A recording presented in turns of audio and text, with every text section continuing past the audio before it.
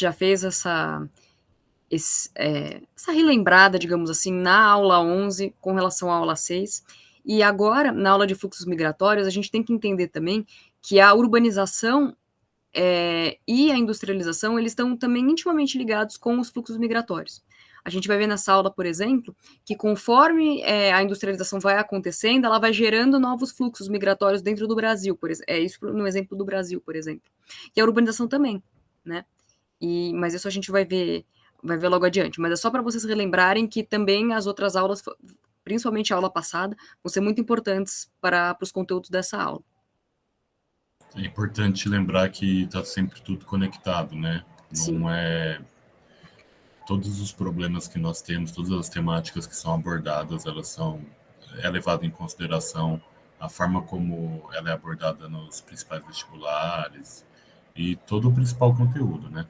Lembra sempre que não são caixinhas separadas, né? Isso. Elas são conectadas e muitas vezes você vai ter até mesmo um fator, 2, 3 fatores em conjunto que vão levar a um processo de migração, e vocês vão ver que a urbanização e a industrialização estão intimamente ligadas a isso, ainda mais no sistema que a gente vive hoje, né? Bom, vamos lá. Então, nesse slide, a gente tem aquela linha do tempo que a gente mostrou para vocês na aula 6, sobre industrialização, com todas as fases da indústria. E é só para vocês relembrarem, não é? Mas com todas as fases aí para vocês estudarem, inclusive. E conforme essa indústria vai se desenvolvendo, principalmente no começo aí do século XX, aqui na segunda fase, que a gente vai, que é a segunda fase de 30 a 64, por exemplo, a gente vai ter um fluxo migratório bem importante que a gente vai tratar mais adiante. Mas é só para vocês entenderem que um processo está ligado ao outro, e aqui está bem ilustrado, por exemplo, que é criação da Petrobras, Vale do Rio Doce e CSN, lembrar que são todas no Sudeste, né? Todas Vale do Rio Doce, Minas Gerais, CSN e Petrobras lá no Rio de Janeiro. Né? Então, essa região vai ser a mais industrializada do país. Isso. A Bia falou perfeitamente, tem que considerar essa questão das principais indústrias de base. A gente tem a fundação da Petrobras, a Vale do Rio Doce, a Companhia Siderúrgica Nacional, que fica lá em Volta Redonda, e vocês vão conseguir perceber como essa diferença entre a fase pré-industrialização, a fase da industrialização de base, a descentralização e depois a automação vai estar sempre vinculado aos processos e fluxos migratórios. Esse slide, não sei se vocês lembram, ele foi passado na aula passada que eu ministrei com o Igor, a aula 11, né, sobre industrialização, com as fases da Revolução Industrial. Isso aqui depois é só para vocês estudarem de novo, mas isso já foi passado na outra aula, que o Brasil vai passar por esses processos da industrialização mundial, mas de uma forma mais atrasada, né? A Europa, os Estados Unidos passam por esses processos antes da gente. Tá? Não, e é legal também ressaltar, por exemplo, se a gente olhar aqui, ó, primeira mecânica, força hidráulica, a gente já conceitos que já foram trabalhados, por exemplo, a produção de energia através de uma força motriz, no caso aqui o fogo que vai gerar vapor, vai gerar a eletricidade. Vejam só, fonte de energia, carvão. Depois, petróleo, energia elétrica, petróleo nuclear, ou seja, muito desses processos, como foi dado na aula passada, vai depender das matérias-primas. No caso, vocês lembram da aula passada que existia uma dependência gigantesca em relação ao carvão. Então, você tem uma semelhança, mas uma sincronicidade com esses períodos de transição e de mudança com os fluxos de materiais que a humanidade usa. Com as matrizes, que depois desses materiais que viram matrizes energéticas, né? Isso mesmo. Um geólogo adorando falar sobre isso. Sim. Aí agora vamos... você quer falar isso, Zigui, ou você quer que... Pode falar, Bia.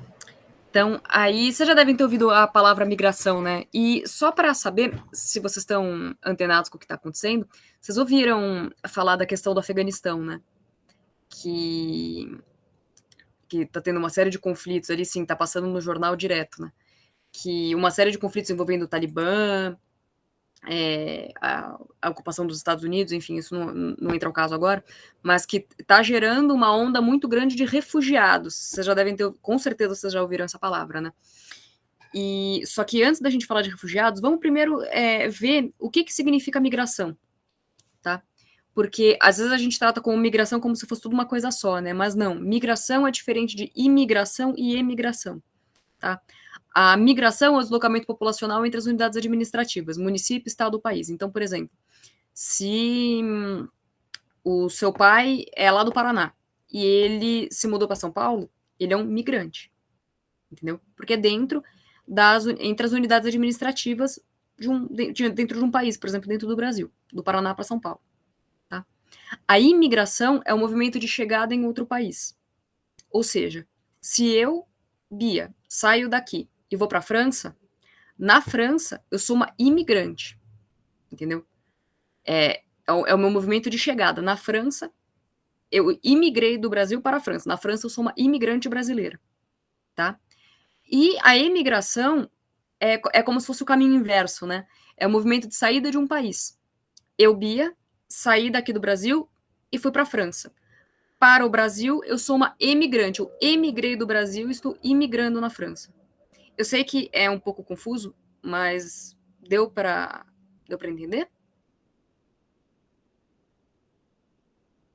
Sim. Geralmente é sempre o referencial, né? Se você se mantém no mesmo país, estado.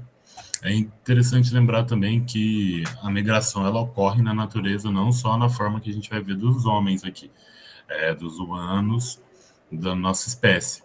Existem migrações em massas, assim, sabe? Tipo, de aves, de outros animais, que mostram que esse fluxo é natural. Essa constante mudança, esse translado. A gente tem que lembrar também que um pouco inerente à característica do homem, né? Durante muito tempo foi nômade, né? Ficava transitando, buscando melhores condições de vida, e agora, depois de um bom tempo, quando ele consegue dominar a natureza, e dominar não, mas manipular a natureza à sua forma, ele consegue diminuir esse processo de ter que se deslocar para os locais. Ele consegue deslocar os materiais, mas não necessariamente isso vai parar. Você vai ter o fim dessa migração só porque você teve uma acidentalização. Okay? Aí a gente tem que entender quais são os tipos de migração que geralmente ocorrem, tá? Aqui a gente separou os principais. A migração de retorno, vocês têm a definição aí, mas dá um exemplo para vocês. Por exemplo, os nordestinos que migraram para São Paulo no começo, metade aí vai do século XX, muitos vieram para São Paulo, para o Rio de Janeiro, estabeleceram as suas vidas, viveram um tempão aqui no Sudeste, e aí depois eles decidem, depois que a vida já está feita, eles decidem retornar para a sua cidade, para o seu estado de origem. Essa é a migração de retorno, né? Que é como a gente colocou aqui, população que migrou volta ao seu lugar de origem, por exemplo, os nordestinos que migraram para o Sudeste. Tá? Então, assim, você ficou um tempo, você migrou um tempo, aí depois você volta. O movimento pendular, ele não é necessário, ele não é precisamente uma migração, porque o movimento pendular, ele é quando você fala pendular, né, como se fosse um pêndulo, né, que vai e volta, né, pêndulo de um relógio. Vocês já viram aquele tipo relógio cuco, né? No movimento pendular, é uma migração quase que diária, né? Você vai e volta, por exemplo. O meu pai, durante muito tempo, ele morou em Santos e trabalhou em São Paulo. Ele fazia um movimento pendular. Ele ia de uma cidade para outra para trabalhar e voltava para a casa dele. Que é esse exemplo que nós demos aqui de uma pessoa que mora em Jundiaí, mas ou trabalha ou estuda em São Paulo. O êxodo rural, que é uma saída de uma população do campo para a cidade, e também pode acontecer o contrário, né? O êxodo urbano. As pessoas saem da cidade e vão para o rural. Mas não é tão comum, né? Mas é só vocês entenderem que o êxodo rural é a saída do rural, e o êxodo urbano é a saída do urbano. É importante entender esse fluxo. e a transumância, que é a migração ligada ao trabalho rural. O que é? A transumância, nesse caso, ele é o seguinte: pensa quando você tem uma lavoura de, sei lá, maçã, tá? Numa lavoura de maçã lá em Santa Catarina. E você tem a época da colheita da maçã. E aí você chama os trabalhadores para virem trabalhar apenas na colheita, apenas naquele período. Isso é a transumância. Aí esse trabalhador, ele migra do lugar onde ele está, vai para a colheita de maçã, enfim, do que seja, de cana-de-açúcar. Ele trabalha lá e depois ele volta para a cidade dele, para o local dele. É relacionado normalmente ao trabalho rural e para trabalho mesmo, para trabalhar na lavoura, coisas assim.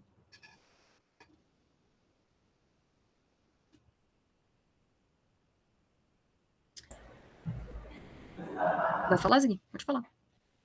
Bom, pessoal, falar um pouco sobre o êxodo rural no Brasil.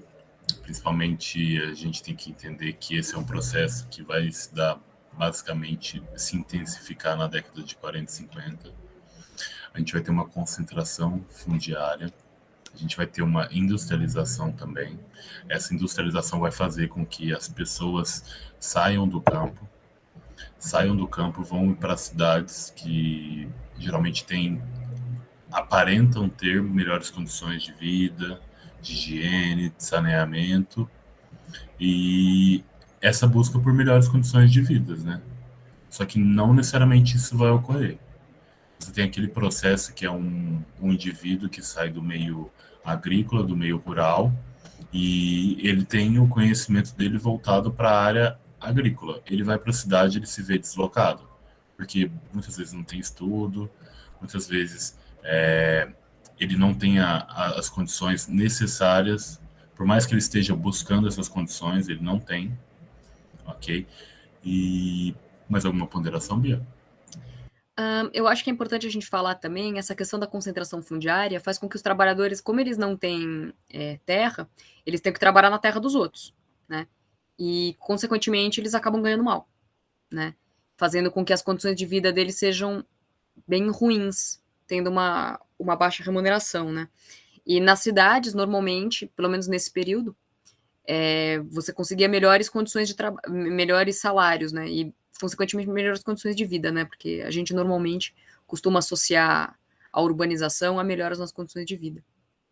E esse êxodo rural, por exemplo, você teve muitas pessoas no Nordeste migrando do campo para as cidades, por exemplo. Mas também teve em outros lugares do país.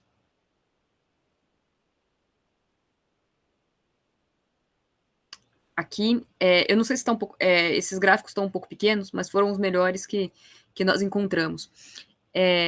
Esse aqui, da esquerda, o gráfico de barrinhas, ele fala da população residente por situação em domicílio no Brasil de 1940 a 2000, onde não, volta aqui, isso.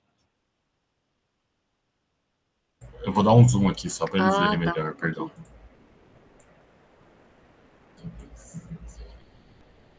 Maravilha.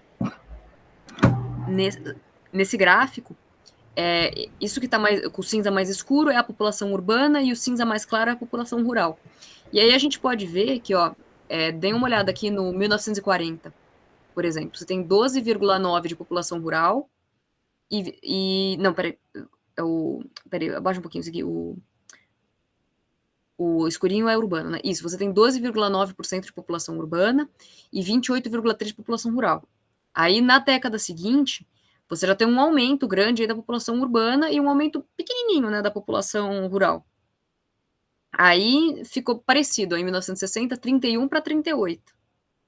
Aí, em 1970, você já tem a virada, né? Você já tem a população urbana maior que a população rural, percebem? Aqui, 52,1% a população urbana, 41,2% a população rural.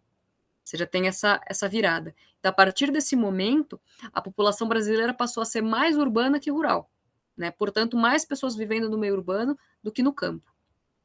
Aí vai para o gráfico do lado. Bom, é interessante ressaltar que vocês veem que cada país tem o seu gráfico, né? Vai levar o seu tempo para migrar, vai ter suas condições geográficas. Vamos pensar, por exemplo, o Brasil aqui, a população passa na década de 70 para 80, né?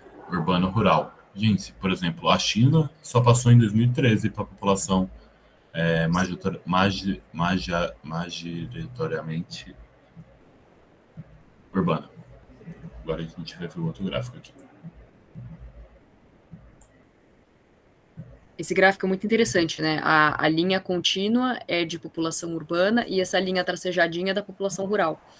Você vê, conforme os anos vão passando, que a população rural ela vai diminuindo, ela vai fazendo, né? Enquanto a população urbana vai aumentando. E aí, justamente, entre a década de 60 e 70, que é o que a gente viu naquele outro gráfico, é onde você tem esse ponto, tá vendo onde as linhas se cruzam? Esse é o ponto, a partir disso é o ponto da virada, entendeu? Esse já é o ponto onde você vai ter um aumento da população, você vai ter o indício do crescimento da população urbana e o declínio da população rural, né? Nesse ponto que a gente vê que a população urbana ficou maior que a população rural.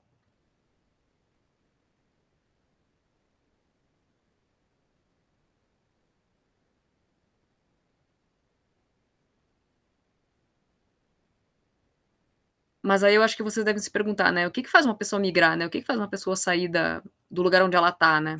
Eu sei que a gente, Respostas, hein, pessoal? Quero que vocês falem. o que faz uma pessoa migrar? Tipo, quais vocês acham que são os motivos? Trabalho, ok. Economia. Sim. Melhores condições de vida. Sim. Conflitos, olha só. Isso, buscando melhor infraestrutura. Refúgio também. Muitas vezes pode ser por educação também, para estudar. E isso, Letícia. Para ficar perto de parente. Olha só. Às vezes é médico hospitalar, refúgio. Nossa, eles estão afiados hoje. O pessoal tá manjando já de migrações.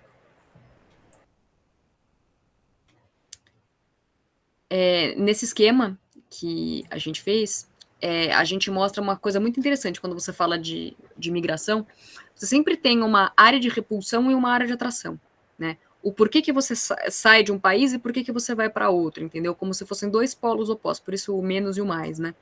E esse bonequinho fofinho, indo de um lado para o outro.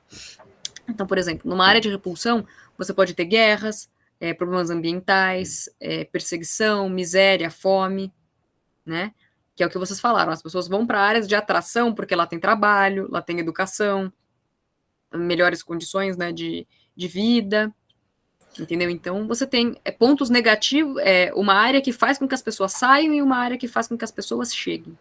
E em alguns momentos, pessoal, você tem a sobreposição dessas problemáticas. Você vai ter guerra com problema ambiental, com perseguição, porque, vamos pensar, se você está numa região que foi dominada por um grupo terrorista, tipo o Estado Islâmico, você vai ter guerra, você vai ter perseguição, você vai ter fome, você vai ter todos esses problemas.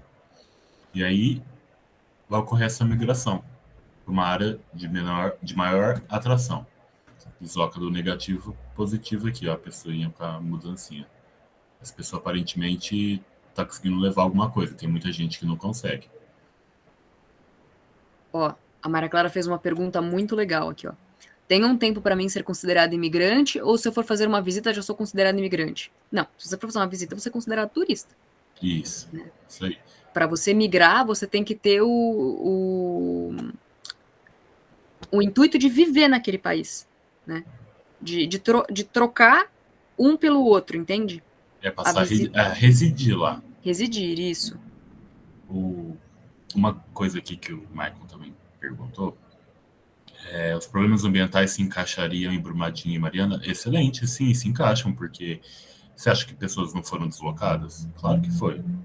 Quantidade de pessoas, geralmente até acontece isso, quando você vai ter a produção de uma barragem, como tinha de Brumadinho e a de Fundão, né, de Córrego do Feijão, você tem um processo de mapear essa área e descobrir onde são as áreas de risco e ter que avisar as pessoas, falar, vocês precisam se retirar.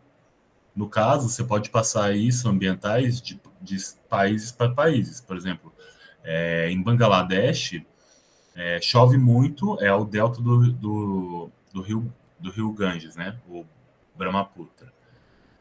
Chove tanto que inunda, eu até dei isso, mostrei na aula para vocês, e as pessoas têm que se deslocar para um outro local.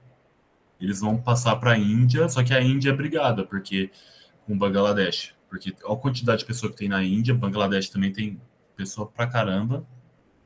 E aí ocorre essa disparidade, porque eles precisam sair de um local e eles vão tentar ir para outro local. Só que o pessoal da Índia tem autorização para atirar nos refugiados que atravessam a fronteira, porque eles não têm mais como controlar a quantidade de pessoa que vem contra a quantidade que tem. A desculpa deles é abater. Essa Aí, migração é sazonal? acho que ela seria mais sazonal, relacionada Seria à mais. questão de climática. Isso também pode acontecer, viu? Migrações sazonais desse tipo. Um exemplo muito bom que o Ziggy deu agora.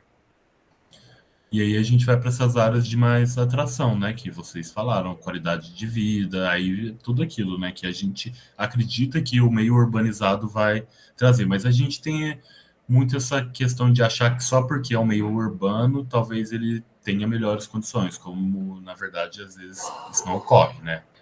Muitas cidades, por exemplo, São Paulo mesmo, a quantidade de pessoas que vivem em regiões onde a gente não tem saneamento, condições de vida dignas, sabe, básicas, e elas têm que se mudar até mesmo dentro da própria cidade.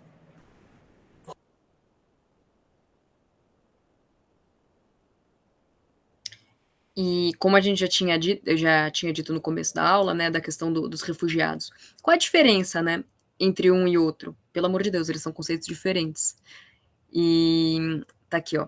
Migrante é aquele que, por sua vontade, optou por deixar o seu país de origem. Que essa ali é a pergunta que a Maria Clara falou, né? Que você tem o intuito de mudar para o seu país, você acha que o seu país é uma área de repulsão, e você quer ir para uma área de atração, mas é por sua vontade própria, sabe? Tipo, eu quero melhores condições de vida, portanto, vou mudar de país. Entendeu? O refugiado já é diferente. O refugiado, ele não tem escolha, sabe?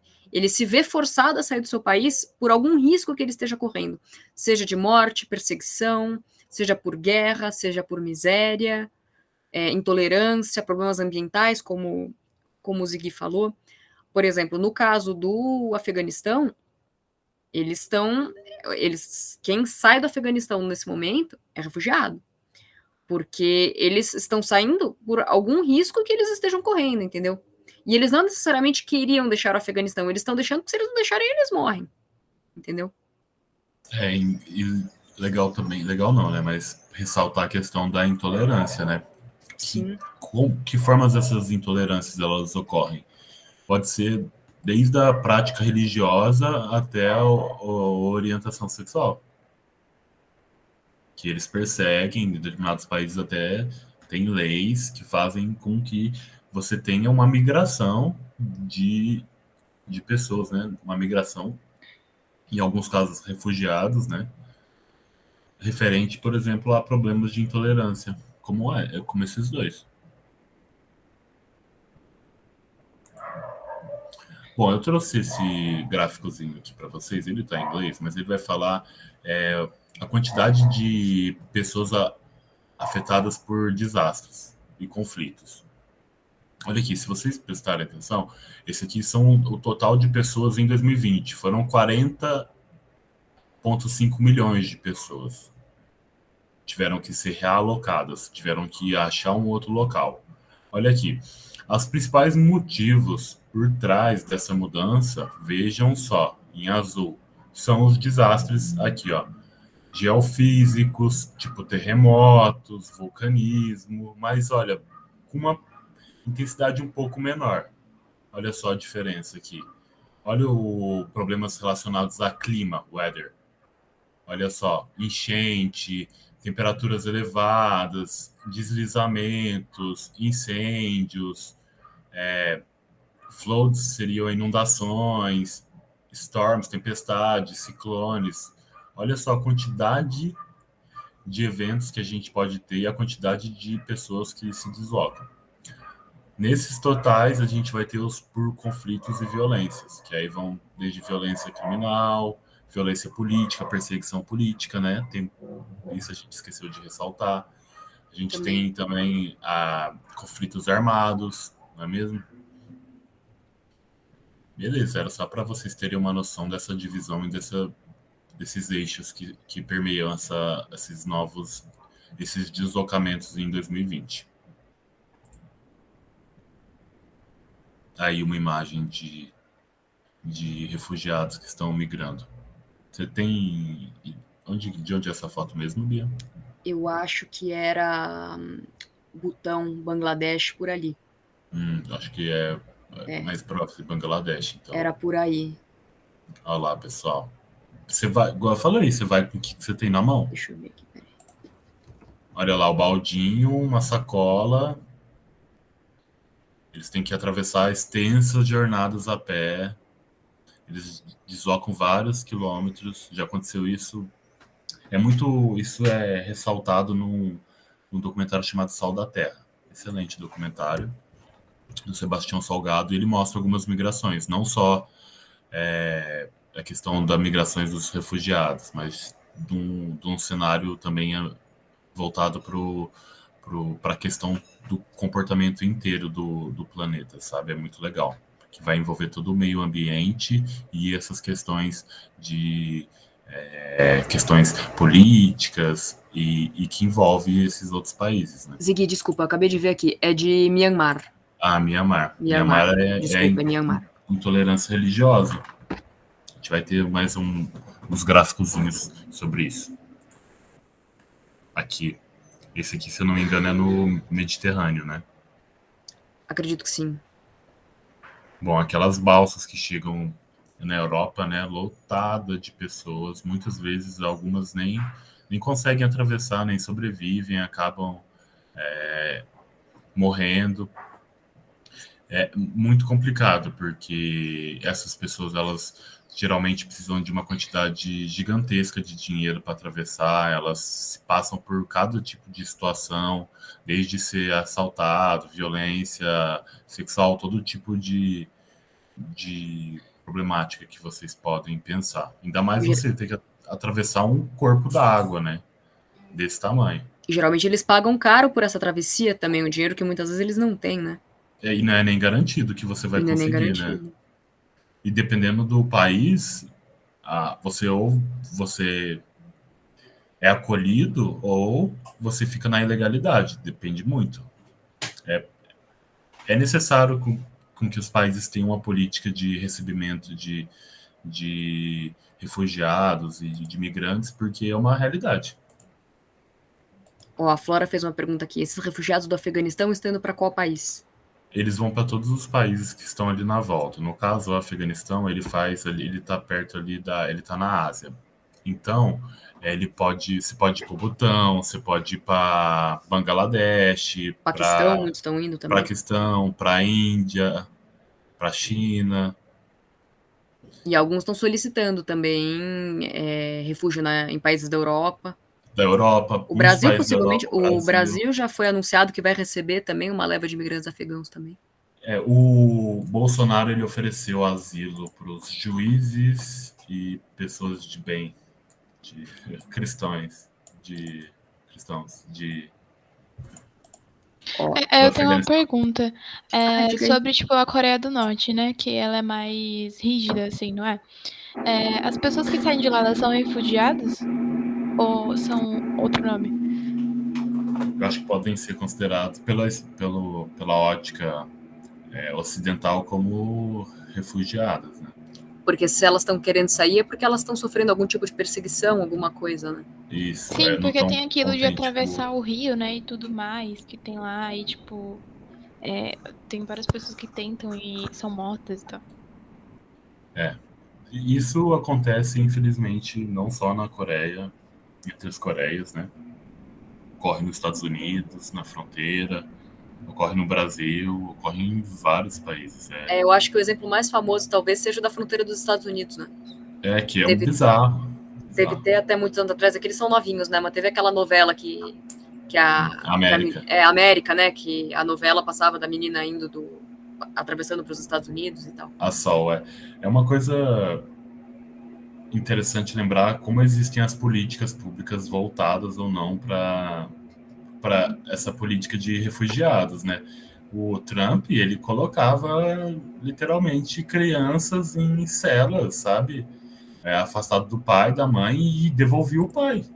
Literalmente a criança ficava nos Estados Unidos, o pai e a mãe eram deportados, e depois para você encontrar esse pai e essa mãe dessa criança. Então são assuntos muito sensíveis, sabe? Que não dá para simplesmente você botar uma política como essa, uma política totalmente fascistoide, que segrega, que não ajuda as pessoas. Ó, a Marina fez uma pergunta aqui. Tem pessoas que também servem de mula para viajar, não tem? Tem também. São aquelas pessoas que vão ser utilizadas para passar qualquer tipo de substância. Pode ser substância lícita ou ilícita, né? Vai depender. Tem, mas eu acho que, mas no caso delas não pode ser considerado migrante, né? Eu acho que não é migrante. Porque o fim é a travessia do produto, né? Isso. Então, aí no pode meu ponto atravessar... de vista, pelo menos não. Eu também acredito que não. Aí entra, né? A mula vai levar o quê? Pode levar desde animais, uma coisa que é super comum, infelizmente. Eles colocam aves, o tráfico de animais é gigantesco, como drogas e outros tipos de substâncias, né? Mais uma vez, o intuito não é viver em outro país, o intuito é a travessia do produto, seja da droga, seja do que for. Então, no meu ponto de vista, não tem nada a ver com migração. Isso, ele acho que mais a comercialização, só. É mais a comercialização, exato. Esse eu não sei de onde é a foto, mas foi a melhor foto que eu consegui de um campo de refugiados. Que a gente pode ver, assim, condições extremamente precárias. Se eu não me engano, esse deve ser na Síria, uma coisa assim. Pode ser, não, esse eu não consegui a fonte, o local, mas a imagem é muito boa. Bom, pessoal, eu trouxe mais esse gráficozinho aqui que vai mostrar, olha só, o nosso globo, né? Nosso mapa aqui do mundo, olha que bonitinho. E a gente vai ter o total aqui, número, de deslocados internamente por desastres. Olha só a quantidade. Olha uma região aqui, ó, o Afeganistão aqui, pessoal, que vocês perguntaram. Ó, até o momento, até dia 31 de 2020, isso que a gente está em 21 já. E não tinha sido deflagrado a tomada do poder pelo Talibã. Então, você já tinha 1.100 mil. Olha só, é muita coisa. E aí vocês veem, por exemplo, o Sudão aqui, o Níger, ó, Mianmar aqui. O Bangladesh, que você falou. Isso, também. Olha só, Bangladesh aqui, ó. Essa região aqui é muito populosa, muito povoado também. E aí isso gera muito tipo de conflito, disputa, você quer melhores condições. Aqui, na teoria, tem 2/3 da população do globo. Bom, só para vocês terem uma noção aí, ó. São 7 milhões de pessoas morando que foram deslocadas, resultantes de 104 territórios e países diferentes. Olha a quantidade de pessoas. Olha a quantidade de países e territórios que você tem de pessoas que saíram. Bom, e qual que é a situação real, né? A gente vai falar desse deslocamento, mas a gente tem que lembrar que existem os deslocamentos por clima, né? E estão cada vez mais frequentes, né? Algumas projeções, olha aí, dão que até 2050 vão ser 140 milhões de pessoas. Eu faço um exercício com vocês. Pensamos no Brasil, que tem 210 milhões, se eu não me engano. Olha a projeção da ONU para 2050. São 200 milhões de deslocados. Vocês imaginam como você faria para deslocar toda a população do Brasil pelo mundo? O trabalho que isso daria? A quantidade de coisas que são necessárias, de logística, de transporte, de alimentação, para você dar uma condição de vida boa para essas 200 milhões de pessoas. E a situação só vai piorando, porque o clima ele vai ficando mais hostil, e se você não tem condições materiais de sobreviver, que é uma casa com uma estrutura boa, que vai aguentar calor, todo tipo de... Até se proteger de mosquito, que causa um monte de mortes por doenças endêmicas, entendeu? Então isso vai ficar bem ressaltado daqui para frente. Já acontece de uma extrema quantidade, né? Olha a quantidade de pessoas que são deslocadas o ano inteiro. É bem assustador. Ainda mais pelo clima, né? Não é só conflitos. E vai piorar cada vez mais, né? Isso. Aí a gente tem um exemplo de um condicionante do clima. Bem recente, inclusive. Bem recente, olha lá, 19 de agosto. Estamos abandonados e o povo está desesperado por comida, por alguma ajuda. Fala sobre o Haiti, né? Também conhecido como a Pérola do Caribe, né? Foi o primeiro país aqui da América a declarar independência. Foi feita pelos seus próprios escravizados. E eles sofrem com uma quantidade enorme de terremotos, falta de infraestrutura, que faz com que essas pessoas acabem deixando a ilha. Salvo engano, é o país mais pobre das Américas, inclusive. Isso. É bem triste a condição do Haiti. E é importante ressaltar que essa condição, ela é, de certa forma, a questão ambiental não é muito... Não tem muito a ver com... tem a ver com a questão de infraestrutura, de não conseguir lidar com essas problemáticas, mas tem essa questão que eu falei, de ter sido o primeiro país a ter feito a independência, uma independência feita por negros, no qual teve literalmente, eles mataram todos os senhores, os patrões. Então, existe não uma necessidade, mas o status do Haiti estar dessa forma serve meio como um exemplo do capitalismo, sabe? Eles fizeram a primeira independência, eles vão tentar, então eles vão se lascar, entendeu? Tanto que já teve uma série de ajudas humanitárias, e até mesmo do Brasil, né? O Brasil chegou a liderar a ocupação mas a ajuda humanitária da ONU. Do que eles chamavam, inclusive, de missão de paz, né? Missão de paz, que na verdade a gente sabe que não falam que ajuda, mas não ajuda nada, porque só leva a violência dos militares, é bem triste, assim, sabe? Que a gente acha que a gente tá mandando uma ajuda lá para fazer uma coisa boa, e na verdade tá muito mais vinculados aos interesses do nosso país, talvez, dos militares, do que necessariamente ao ato de realmente ajudar o Haiti. Isso, e aqui, pegando o gancho no que você falou, a Mariana fez uma pergunta muito legal aqui. Há governos que lucram em cima disso, no caso dos casos políticos? Acho que não, lucrar, assim, de uma forma direta, não, mas indireta, sim, porque, pô, você não dá a condição para uma pessoa que é contrária ao seu pensamento político de sobreviver no seu país, você vai estar expulsando ele. Acontece tipo na ditadura. Você vai enfraquecendo a democracia, você vai enfraquecendo a oposição. Fica mais fácil para você tomar todas as decisões que você queira, se você comanda a nação, no caso do presidente. E isso é utilizado também por táticas de países com guerras híbridas, né, que é desestabilizar governos politicamente.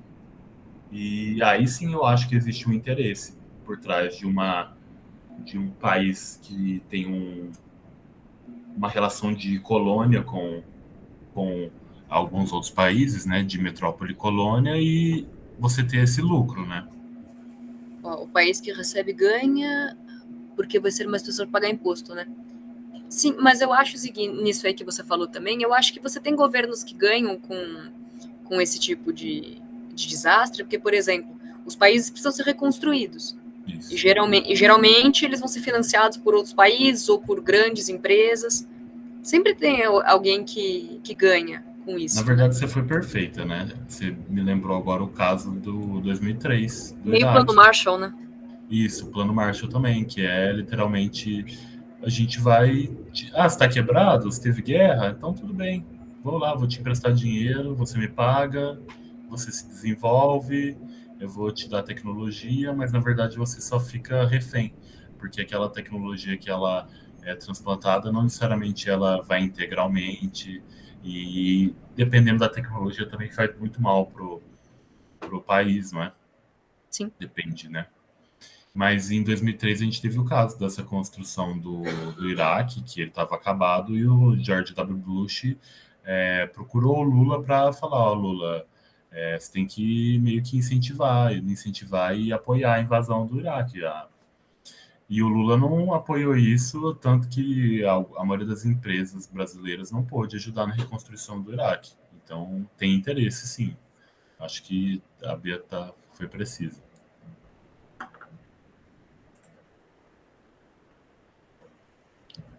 Aqui é do Afeganistão, né? Como Isso. vocês já tinham perguntado antes. Tá aqui, ó. Entre os trocados internos, o Afeganistão ocupa globalmente a 6ª posição, tendo quase 3 milhões de pessoas que tiveram que deixar suas casas ainda permanecem dentro do país. Tipo, olha a quantidade de gente que precisa ir embora, né? Do país. É muita gente. É muita gente. Vamos dar mais uma olhada aqui nos números. Ó, países com maior número de deslocados em 2020. Olha assim. Números de 2021 eu não consegui, só de 2020. Mas o gráfico foi elaborado recentemente. Sim. Acho que tá tranquilo, porque nem deve ter muito dado ainda de 2021. Sim. Olha só a quantidade de pessoas fugindo da Síria, da Venezuela. A Síria, lembrando que teve a guerra na Síria, né? Isso. Tá em guerra, né? Tá em guerra ainda. Isso. A gente tem o Afeganistão aí, Sudão do Sul, que que foi separado, né? Sudão. Sim, o Sudão do Sul. A gente tem Mianmar também, que vai ser abordado mais para frente. Olha aqui, pessoal, o deslocamento dos sírios para os países aqui. Olha só, a Síria e para onde eles vão? Vão para a Turquia. Olha a quantidade de sírios que foram para a Turquia. O Líbano também, que é um país pequenininho, recebeu um monte de gente. Olha só. E fora para a Europa também. Olha a quantidade que foram para a Alemanha. 180 mil. Kosovo aqui na Sérvia, olha só. 270 mil. Não, isso aqui são pedidos de asilo. Olha a quantidade de pedidos de asilo. E essa aqui é a rota de fuga dos Rohingyas de Myanmar, que eles são perseguidos religiosamente.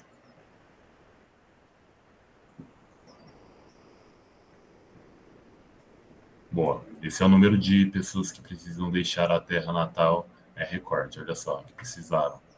Foram um total de 84 milhões de deslocados por conflitos, violência, violações dos direitos humanos, olha só a quantidade. 48 dentro do próprio país, isso acontece muito, você tem que sair do seu próprio país, você tem condições que não são favoráveis e você vai ter que migrar. Olha aqui mais os refugiados da Palestina também, que são expulsos por Israel. Uma política muito semelhante a uma apartheid, sabe? Algum comentário, Bia?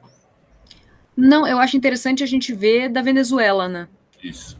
Que muitos vieram para o Brasil, né? Mas foram também para outros países, né? O Brasil não recebeu. A Colômbia recebeu muito. Milhões. Recebeu muito venezuelano e também haitiano. A Colômbia são problemas que surgem, por exemplo. A Colômbia decidiu não vacinar os venezuelanos que estão no seu território. Claro, Maria, pode fazer quantas perguntas você quiser. Não, eu queria saber se, isso, assim, de certo modo é bom, porque eles estão indo para outro país, vão ter uma condição de vida melhor, porém, por exemplo, o Brasil, que ele libera, né, pessoas para vir para outro lugar, de outro país. não vai ser ruim, porque, tipo, as pessoas tem gente que fica até na rua, porque, tipo, não tem infraestrutura para aguentar todas essas pessoas, sabe? Acho que devia ser, tipo, dividido pelos países.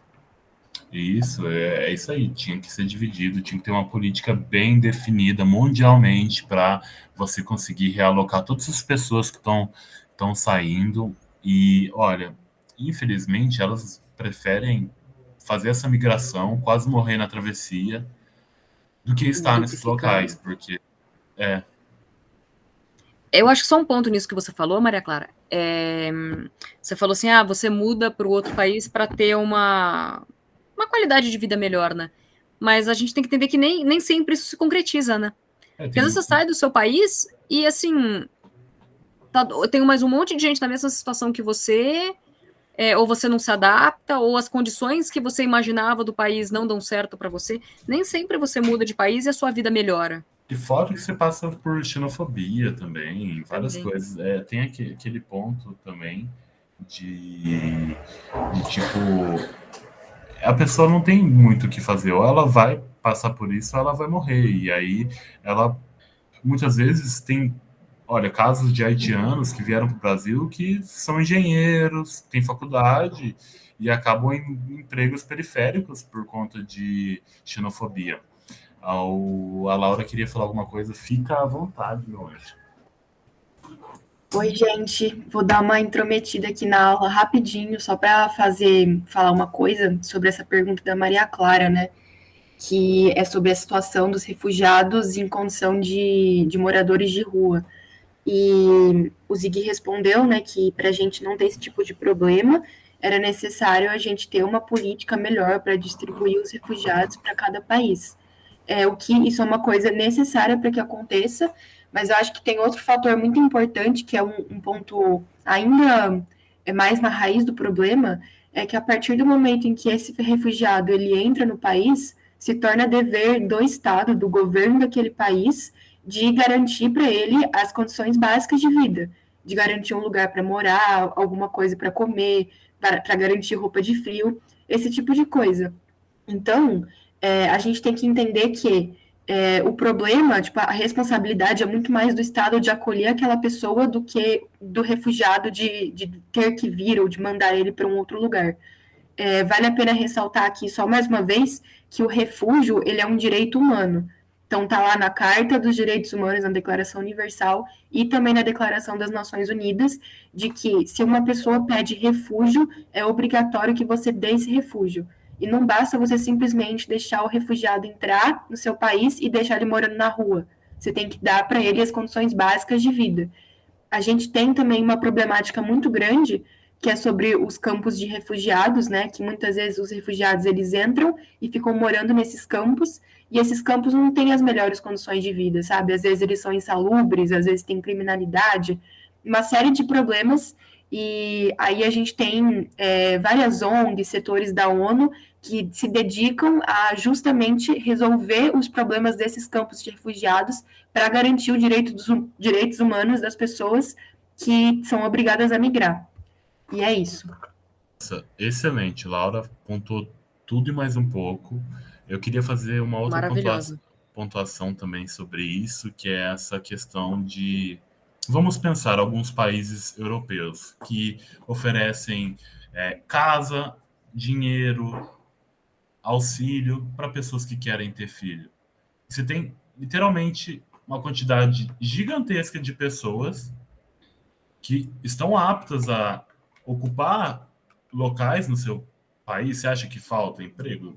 Não falta emprego. Isso é uma questão muito assim, que é passada de forma xenofóbica, sabe? Como assim não vai ter? Sabe, os países estão com taxas de crescimento negativo. Tem que ficar incentivando a chegada de pessoas, mas só é interessante a chegada de pessoas com que eu quero? Vai ser tipo o Brasil, a gente vai trazer, vai apagar toda a questão da migração do tráfico, trazendo pessoas para embranquecer a população, de uma eugenia quase, sabe? Tipo, a gente tem que pensar nisso, porque falta, olha, tem muito país que está com a taxa negativa. Como é que vai repor a população? Vai ficar com a população velha? Muitos países dependem da mão de obra imigrante também. A Maria Clara colocou uma pergunta aqui. No caso desses países que as pessoas saem, o país deixa, quando está em guerra, por exemplo. A gente tem visto isso, não sei se vocês têm acompanhado no Afeganistão, que eles têm, tipo, eles estão proibindo as pessoas agora de sair, né? Eles não querem que, tipo, médicos saiam, por exemplo, né? Isso é ruim também, porque, infelizmente, a gente tem que pensar que se todo mundo que tem capacidade de abandonar o barco, vai sobrar quem? Sai todo mundo, sai todo o aparelho de saúde, literalmente acaba com o Estado, deixa as pessoas na mercê de qualquer tipo de intempérie aí. Então, sabe? assim, no caso do Afeganistão, eles não querem que determinados grupos, por exemplo, quando eu vi esse daí dos médicos, que eles saiam. Isso. Porque senão vai ser um colapso no país se não tiver mais médico. Ali, pessoal, o Brasil concedeu o maior número de asilos a refugiados em 2020.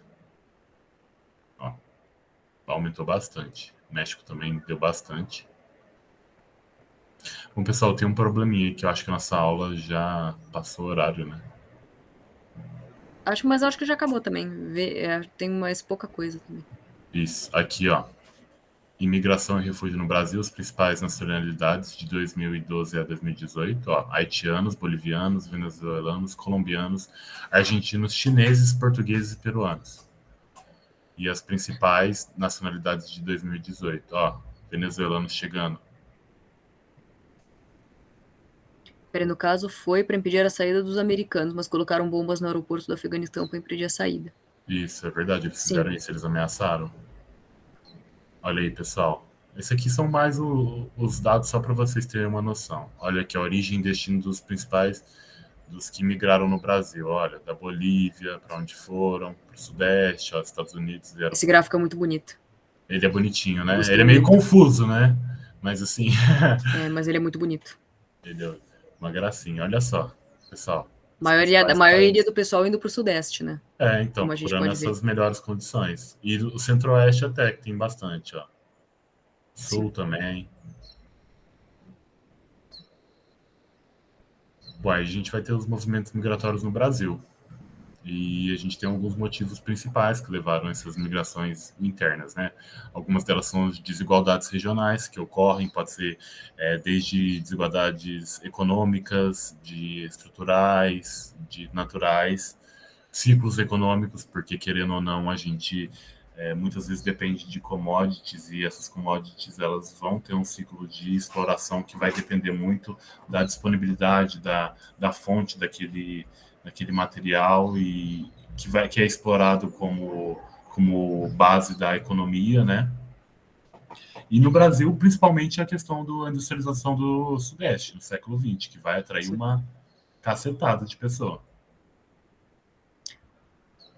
Mariana, se você quiser, manda mensagem pra gente que a gente te ajuda na interpretação do gráfico, tá? Isso para todos vocês, viu? Manda mensagem no grupo pra gente, por favor, a gente ajuda vocês. Bom, agora, peraí. Ô, Thales aí. Oi, Thales. Vamos lá, alguns aqui. A gente tem o ciclo do ouro, migração para Minas Gerais no século XVIII, o ciclo da borracha, o ciclo do café. No século XX a gente tem a industrialização do Sudeste. Olha aí, pessoal, a quantidade de pessoas que vão migrar. Lembrando da aula passada. Isso. Vão migrar dentro do país de acordo com a questão econômica, né? Uma melhor condição de vida, vão procurar trabalho. E aí a gente tem até aqueles casos nos quais a gente tem pessoas que migram realmente para um ciclo econômico, vão, por exemplo, trabalhar na colheita do café e depois voltam, aqueles movimentos transhumantes, né? Bom, aqui os principais fluxos, ó, década de 60 e na década de 80 a gente percebe que claramente o fluxo vem aqui para o Sudeste. Onde a gente vê a flechinha mais grossa, onde você tem o fluxo maior de pessoas. A flechinha mais fina é o fluxo menor. A principal aqui do Nordeste, depois a gente tem do Norte, depois do Centro-Oeste e no fim o Sul. Que são flechinhas mais finas. A flechinha grossa mesmo é do Nordeste para São Paulo. Olha a diferença. Do Sudeste, né? Isso. Aí aqui já na década de 80 e 90 a gente tem que lembrar que a gente está passando, já passou a população urbana já passou a a rural, Uhum. e o deslocamento continua aqui em direção, principalmente ao sudeste. Mas você também vê um pessoal indo para a região da Amazônia, né? Como vocês Da podem ver essa flechinha, Amazônia. por causa do polo de Manaus.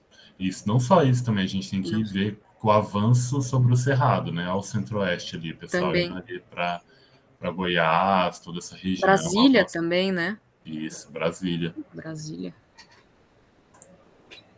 O fluxo de imigrantes a partir de 1990, uma coisa que parece muito louca, continua vindo pessoas do Sudeste, na década de 90, mas a gente vai ter um aporte de pessoas do Sul que vão, geralmente são até japoneses, viu? Que vão para a Amazônia, que vão para o Acre, vão para essas regiões aqui para plantar. E você vê que os fluxos estão todos embaralhados, né? Tá indo gente para tudo que é lugar do Brasil, entendeu? Você não tem mais uma concentração. E hoje Lógico, as pessoas vão mais para o Sudeste porque tem mais oportunidade e tal, mas assim, o pessoal tá indo para todos os lugares. Não, e hoje já é possível falar que a gente tem até no caso, o contrário, né? As pessoas estão saindo de São Paulo, ainda chega pessoas, Também. mas as pessoas estão saindo, elas estão procurando melhores condições de vida. Elas viram que não necessariamente você está no meio urbano, você vai ter uma condição melhor de vida, né? Acabam procurando cidades médias, né? Isso.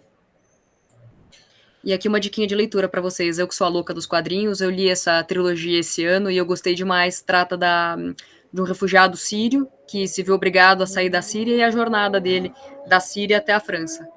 Olha que legal, da Síria à Turquia, ele está ali no Oriente Próximo, né? Aí ele vai para a Grécia, consegue chegar na Europa, e depois da Macedônia à França.